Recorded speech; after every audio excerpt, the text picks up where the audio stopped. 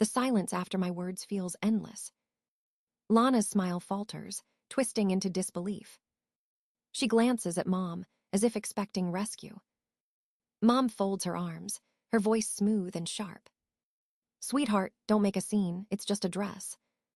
Just a dress. 3 months of searching.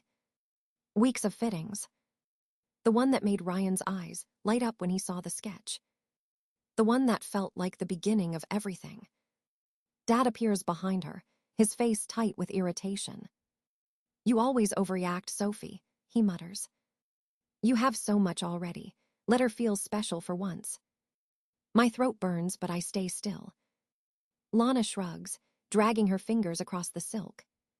It's not a big deal, she says. It's family. That word, family, lands like a curse. Family was the excuse every time she took something of mine. The vintage purse I bought with my first paycheck. The sweater I saved for months to afford. The shoes I lent her that came back ruined.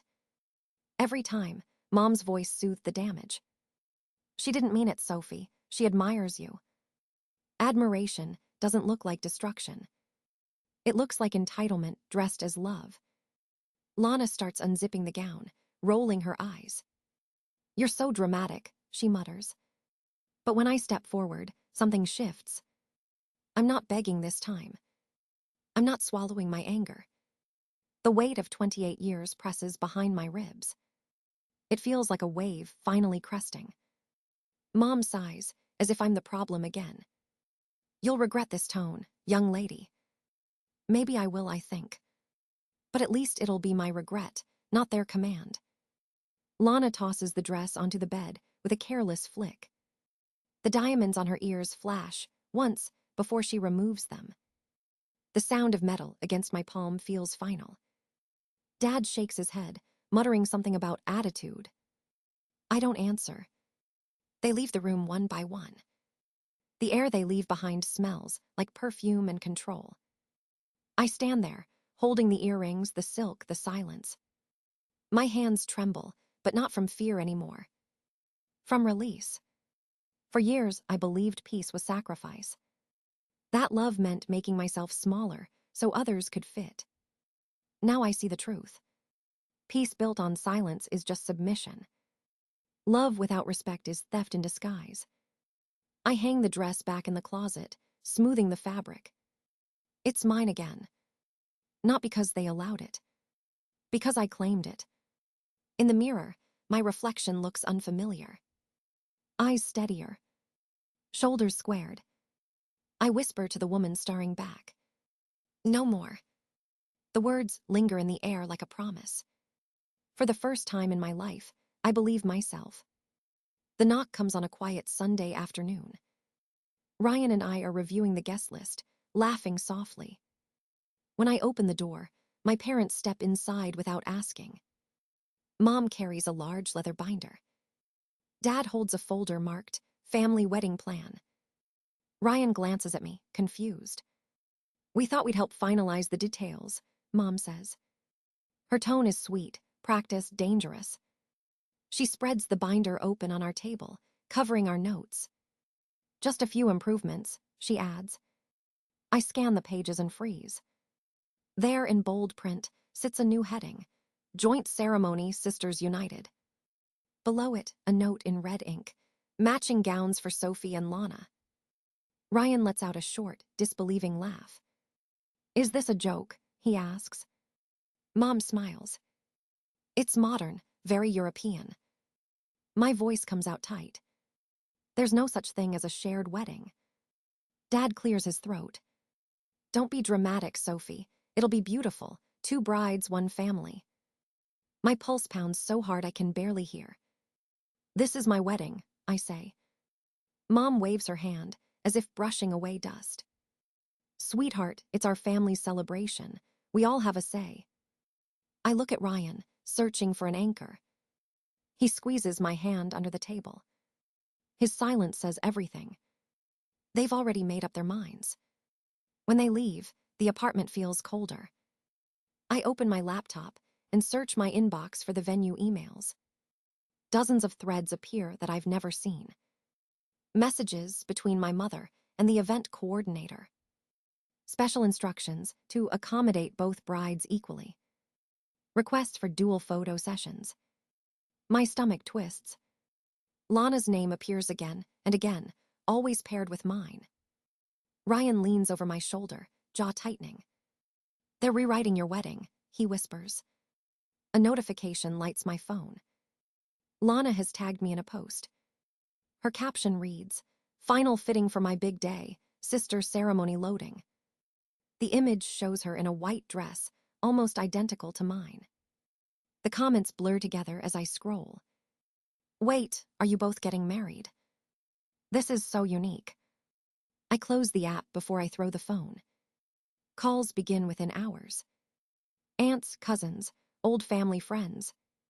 Each one eager to ask if I'm really sharing the altar. By evening, my voicemail is full of voices urging compromise. Be the bigger person. Family harmony matters more than pride. I can barely breathe. Ryan brings me tea, his eyes dark with worry.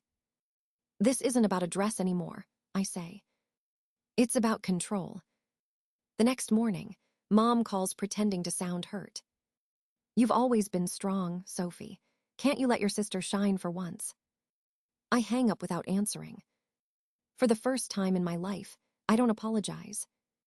And in the quiet that follows, something inside me starts to harden. They can rewrite invitations, twist words, manipulate strangers. But they won't rewrite me. The next evening, I drive across town to my grandmother's house. The porch light glows softly against the dusk. She opens the door before I knock, as if she's been waiting. Her eyes are sharp, full of knowing. You look exhausted, my dear, she says. I sink into her couch, words spilling out too fast. They're turning my wedding into a circus. They want Lana as co-bride. Grandma's expression doesn't change. She just sighs, long and deep. I wondered when that pattern would reach you. What pattern? I ask, confused. She rises slowly and walks to a cabinet filled with framed photos. She points to one, two young women in white dresses, decades ago. That's your mother and her sister, she says quietly. At your aunt's wedding, your mother insisted on wearing white too. My mouth goes dry. She stood beside the bride in every picture, said she wanted to match. The photo feels suddenly heavy in my hands. So this isn't new, I whisper. No, Grandma says, it's learned behavior. The need to steal light from others runs deep in this family. She studies me carefully. But it can stop with you. I stare at her, unsure I believe it's possible. Grandma nods toward a cedar chest at the foot of her bed. Open it, she says. The lid creaks as I lift it. Inside are stacks of folders and old documents. She hands me one, her fingers trembling slightly. I've been planning for this day, she murmurs. The first page is a house deed. My name sits beside hers, clear and deliberate. I added you as co-owner when you turned 25, she says. Another folder bears the title of a trust. My name again. This time listed as executor. I blink at her in disbelief. Why would you do this? Her smile is small but steady.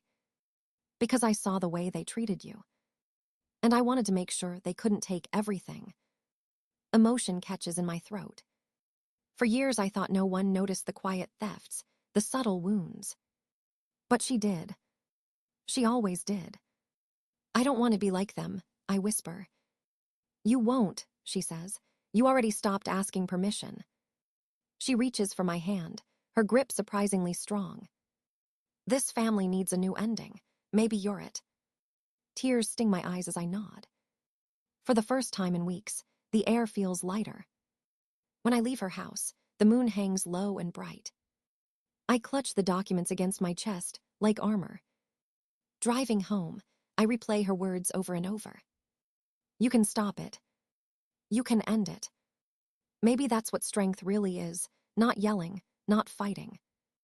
Just finally saying no and meaning it. By the time I pull into the driveway, I know what I have to do.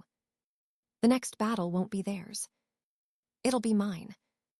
The morning after visiting Grandma, I wake before sunrise. The city outside is quiet, still asleep. For the first time in weeks, I feel calm. I brew coffee, open my laptop, and start deleting access. Every password, every shared document, every wedding vendor count tied to my mother's email. By the time Ryan wakes, I've locked down everything. He leans on the doorframe, rubbing his eyes. "Are you sure about this?" he asks softly. "I've never been more sure," I answer. We sit at the table, reviewing contracts line by line. I remove every trace of my parents' names. Then I make a transfer, returning every cent they contributed.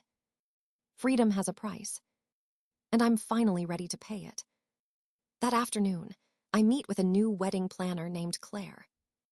Her office is bright, filled with sunlight and calm energy. She listens without interrupting as I tell her everything. When I finish, she nods once. "Tell me exactly what you want," she says. The question stuns me. No one has ever asked that before. I take a deep breath. I want control, I want boundaries, I want peace. She smiles. "Then we'll make that happen." Together we create a new plan, one that's entirely mine. Smaller guest list, stricter rules, security at the venue. My chest feels lighter as I sign the updated agreement. Later, Ryan's friend Mark, a cybersecurity consultant, visits our apartment. He sets up two-factor authentication on everything. "No one touches your wedding again," he says, typing fast. I thank him quietly, grateful beyond words. When he leaves, Ryan pulls me into his arms.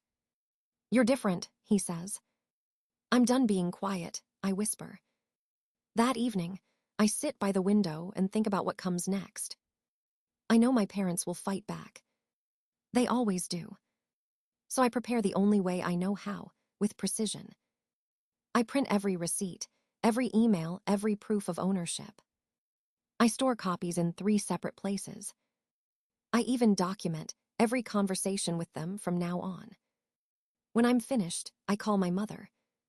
Her voice is sugar and venom. "Sweetheart, I hope you've cooled down. Your sister's been so hurt." "I'm fine," I say evenly. "I just wanted to tell you dinner sounds lovely. Let's all meet soon." She brightens immediately, not realizing it's a trap. "Of course, dear. We'll plan something special." "Perfect," I reply. After the call, I stare at my reflection in the window. This time, the woman looking back doesn't flinch. She plans. She protects. She fights differently now, not with anger but with clarity. They think they've tamed me, but they've only taught me how to play their game better.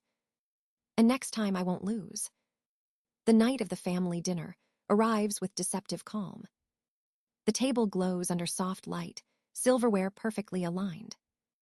Mom serves roast beef, humming like nothing ever happened. Dad pours wine, his smile too wide to be real. Lana sits across from me, her phone face down, eyes glinting. I match their calm, sip my drink, wait for the right moment. "You were right," I say softly. Mom freezes mid-motion. "About what, darling?" "Family should come first," I reply. Her shoulders relax. A smile of victory flickers on her lips. "I knew you'd come around," she says. Lana smirks, swirling her glass. "So, we're doing the sister ceremony after all." "Of course," I answer smoothly. Her grin widens, and for once she looks happy. That night, I message her privately. "Try the after-party dress again tomorrow. The tailor needs measurements."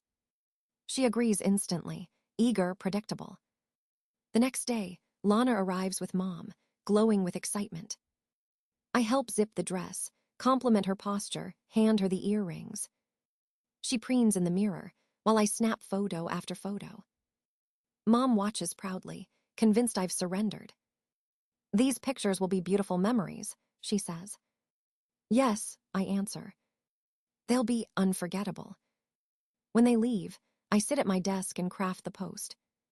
The caption is simple, A bride deserves respect. Below it, a carousel of images. My scuffed heels. My stained purse. My stretched sweater. And finally, Lana in my wedding dress, wearing Grandma's diamonds. I hit publish. The sound of the click feels like thunder. Within minutes, notifications explode across my phone. Colleagues, friends, strangers flooding the comments. Stand your ground. Enough is enough. The hashtag forms on its own, bride not bullied. By noon, it's trending.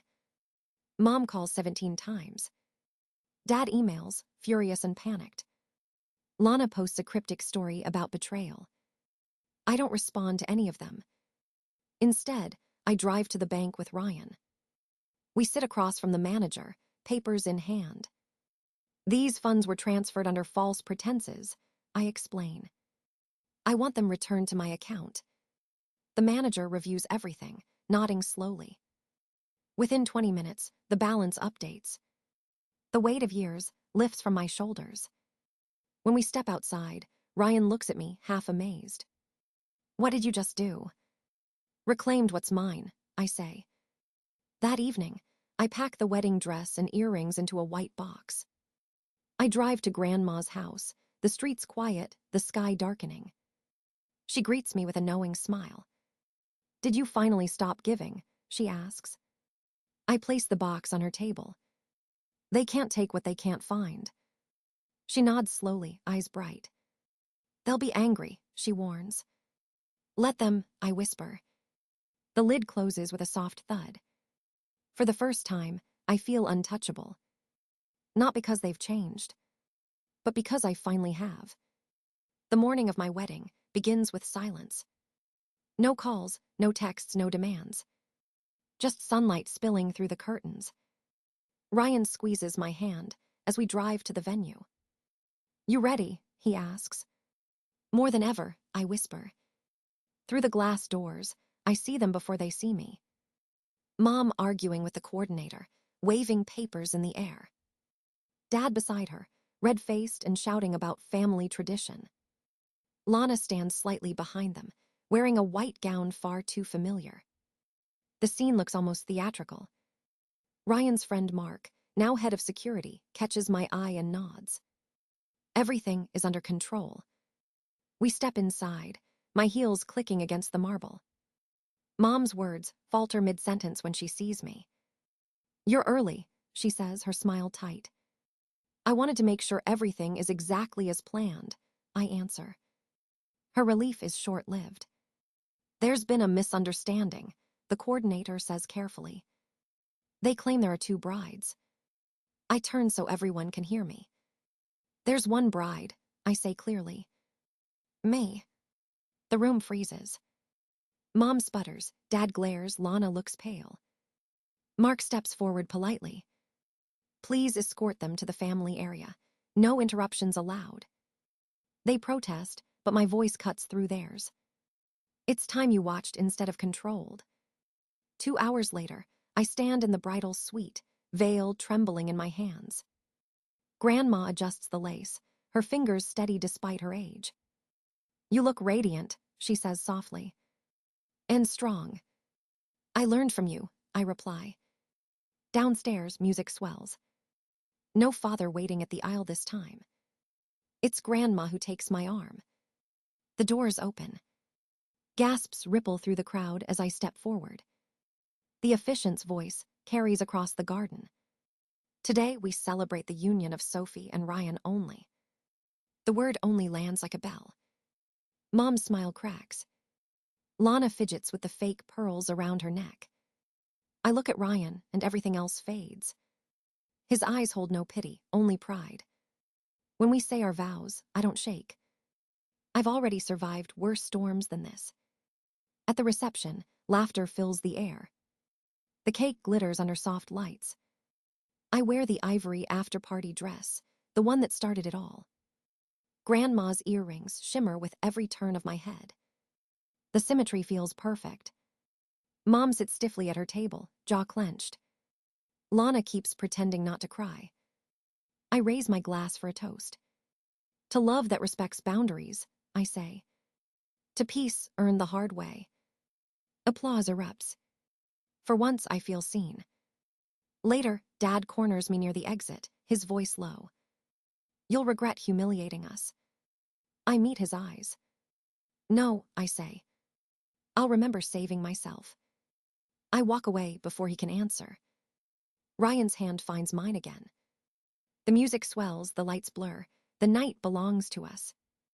Finally, entirely, beautifully to us.